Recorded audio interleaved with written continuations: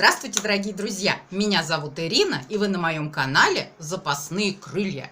На моем канале я рассказываю о том, как я похудела на 94 килограмма, укрепила мое здоровье и улучшила внешность. Подписывайтесь, чтобы жителей нашего чудесного, доброжелательного города стало как можно больше. Ставьте лайки и нажимайте на колокольчик. На днях, дорогие друзья, я на днях, дорогие друзья, я возобновила мои тренировки. Конечно, после такого длительного перерыва я очень сильно почувствовала свою детренированность. Но вы знаете, дорогие друзья, я к вам пришла с благой вестью. В каком бы вы состоянии физическом сейчас не находились, некоторые из вас, у кого большой вес, кто никогда никаким спортом не занимался, как я раньше. И как бы вам не было страшно начинать эти тренировки, как бы вы не думали, что я не справлюсь, это не так. Вы справитесь и сможете. И я на себе много раз это проверяла, какие огромные возможности у организма для восстановления. И я всегда начинаю свои тренировки после перерыва за упокой, а заканчиваю всегда за здравие. И мне сейчас ходить, конечно, тяжеловато, и скорость у меня сейчас не та, немного она упала, потому что я это вижу по музыке. Я же гуляю со своим плейлистом, а я настолько привыкла именно к этому плейлисту, как он играет, что я уже примерно знаю, какая песня где заканчивается, на каком месте. Я вижу, что я сейчас немного отстаю от моего вот этого прежнего ритма. Но я точно знаю, что если я также продолжу сейчас мои тренировки, то через некоторое время, причем очень даже небольшое, я снова буду попадать вот в такт. Я помню, как в прошлый раз, когда я начала активную фазу похудения, которая достаточно длинная была. И вот я помню первый раз, когда я ковыляла на тренировку, и так еще получилось, что я смотрела на свою тень. То есть солнце было мне в спину. И я смотрела на свою безобразную тень, и она меня так расстроила. То есть я смотрела, а такая тень была, знаете, она вот такая. Она переваливалась, как пингвин. Вот так шла моя тень, не я. Это была моя тень. И я думаю, меня так расстроило, я думаю, боже мой, неужели это я? Неужели? Вот. А потом моя тень, она начала исправляться после моих замечаний. И со временем она стала такая ровная, с хорошей осанкой, стала идти так ровно и бодро.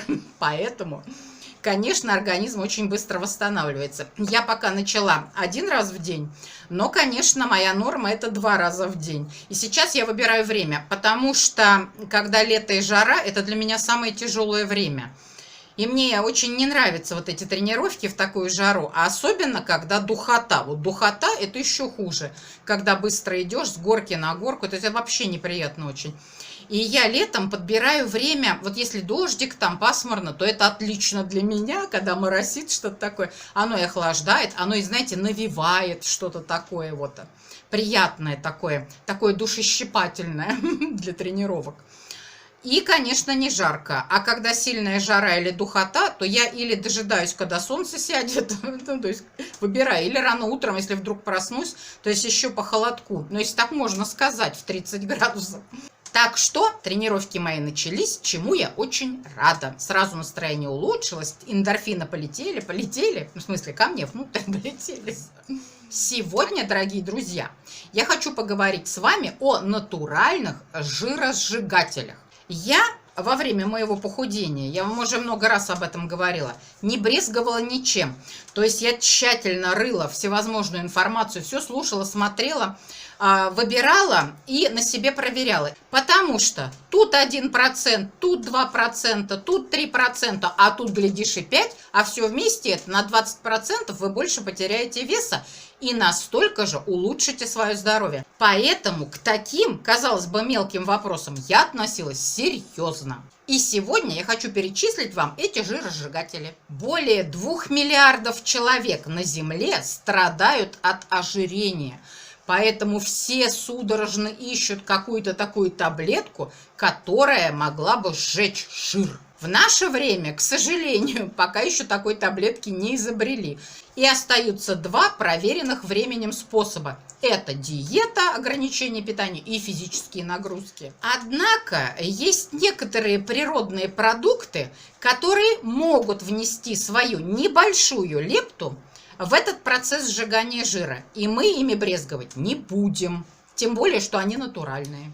Жиросжигатели, так называемые, повышают эффекты от диет и тренировок. И тем самым они вносят вот эту лепту в избавление от лишнего жира. Как действуют на организм эти жиросжигатели? Они ускоряют метаболизм и блокируют усвоение жиров. Хотя, конечно, термин жиросжигатели, он не совсем корректен, потому что жир не сжигается, а окисляется и выводится через легкие наружу.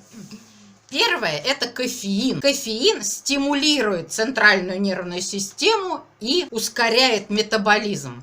Я помню, когда в стародавние времена, в лихие 90-е, я впервые купила Гербалайф, а там, помните, были и гуараны, еще какие-то кофеиносодержащие добавки, что-то такое.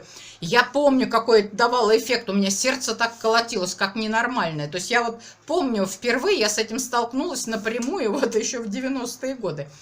И сейчас поэтому я никогда не откажусь от кофе и чая, потому что это мне помогает. И перед моей тренировкой у меня такая привычка. Вот вы спрашивали, почему через полчаса после завтрака я кофе пью. Потому что вот в прошлом тренировочном режиме у меня было именно так. То есть я выпивала кофе и тут же отправлялась на тренировку. Это стимулировало всегда мою тренировку. То есть у меня было больше сил и энергии. Это, в свою очередь, давало большую энергичность при тренировке и, как следствие, большую потерю веса. Для меня это очевидно. Вот для меня кофеин работает. Второй жиросжигатель природный – это капсаицин, который содержится в перце чили. Мы с вами на эту тему уже говорили. Он ускоряет сжигание жиров, обладает термическим эффектом. К тому же он подавляет аппетит и повышает чувство насыщения. Он повышает расход энергии и усиливает вот то самое окисление жира. Но я в последнее время все-таки перец чили в умеренных количествах ем. Раньше вот я острое ела просто ложками, а сейчас как-то, когда у меня иногда появляться стала изжога, я его немного уменьшил. Но перец чили я ем каждый день в том или ином виде, в той или иной приправе. Третье – это карнитин, вернее L-карнитин. Я вот вспоминаю сейчас, что лет 10 назад я покупала L-карнитин в ампулах, в таких коробочках в спортивных магазинах.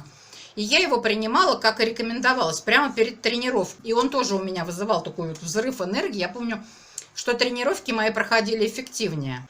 Карнитин состоит из аминокислот лизина и метионина. Организм, кстати, наш тоже может сам вырабатывать этот карнитин.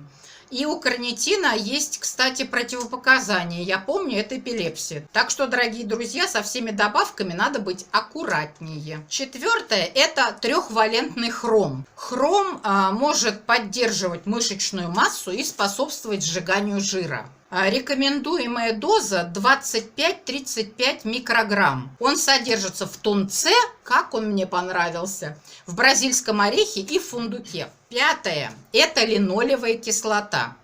Эта кислота омега-6 не вырабатывается в нашем организме, а содержится она в говядине, в баранине, в молочных продуктах. Это, кстати, наш ответ Чемберлену, ответ тем, кто считает, что молоко и молочные продукты вредны. Это не так. И считается, что линолевая кислота улучшает соотношение мышц и жира в организме. То есть она выстраивает больше мышц и уменьшает количество жира. То есть баланс меняет. Шестое – это зеленый чай, который мы все так любим и который я пью каждый день. Вот привыкла и пью теперь практически его. Он ускоряет метаболизм и окисление жира. Считается, что катехины из зеленого чая помогают уменьшить жир именно на животе. Может быть, так оно и есть. Но внимание, дорогие друзья, я в последнее время слышу то там, то сям, что капсулы, то есть зеленый чай, концентрированный в капсулах, принимаемый в больших дозах, может быть вреден для печени. Я уже неоднократно это слышала. Поэтому, конечно, вот сегодняшний мой рассказ – это о натуральных жиросжигателях, то есть чисто конкретно о продуктах, которые содержат вот эти вот природные, натуральные жиросжигатели. Седьмое. Гуаровая камедь. Вот ксантановая камедь, гуаровая камедь.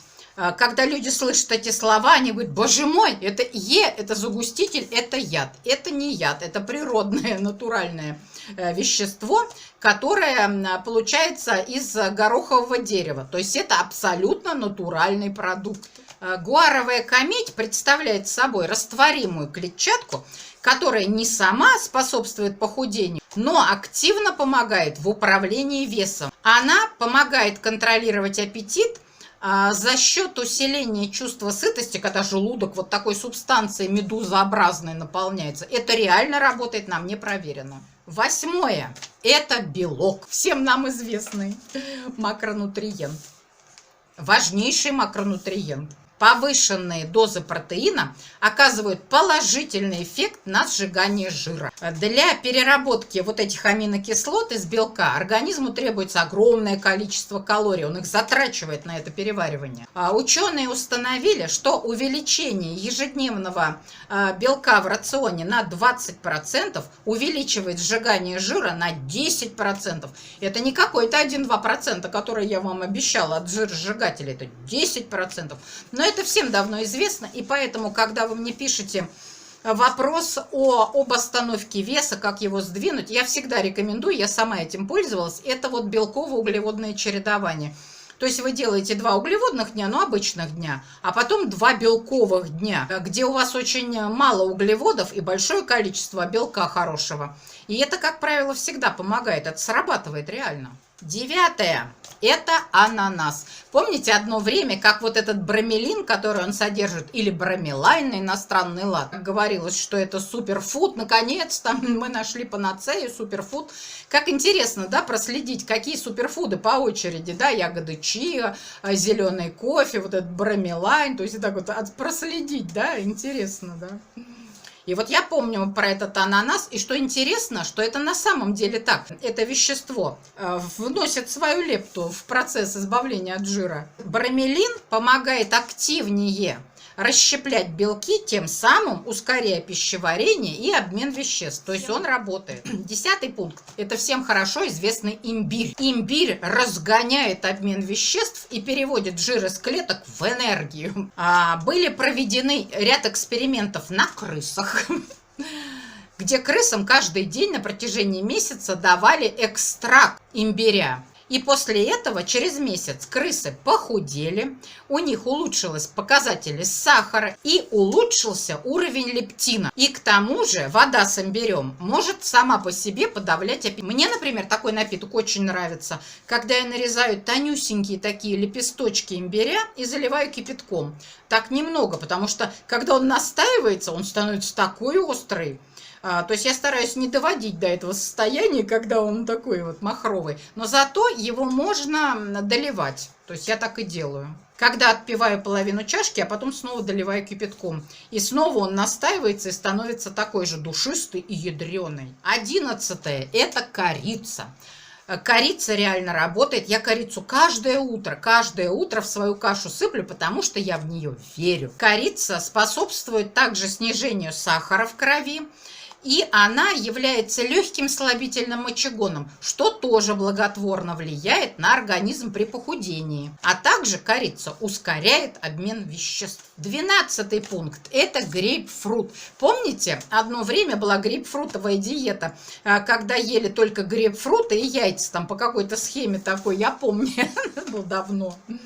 Но на самом деле грейпфрут в похудении тоже полезен. Он тоже сам по себе является тем самым природным жиросжигателем. Грейпфрут содержит витамин В8 и назитол, который даже применяется, вот этот инозитол, в спортивном питании для снижения массы жира в организме. Ну вот, дорогие друзья, я вам рассказала о нескольких жиросжигателях природного происхождения. То есть они абсолютно безопасны и полезны. Но, конечно, в разумных дозах. Не нужно есть перец чили ложками и корицу. Вы, наверное, видели в интернете много таких роликов, как люди пытаются чайную ложку корицы проглотить. Это невозможно и опасно. Вы не делайте так. Вы знаете, дорогие друзья, я уже давно научилась не брезговать вот этими мелочами.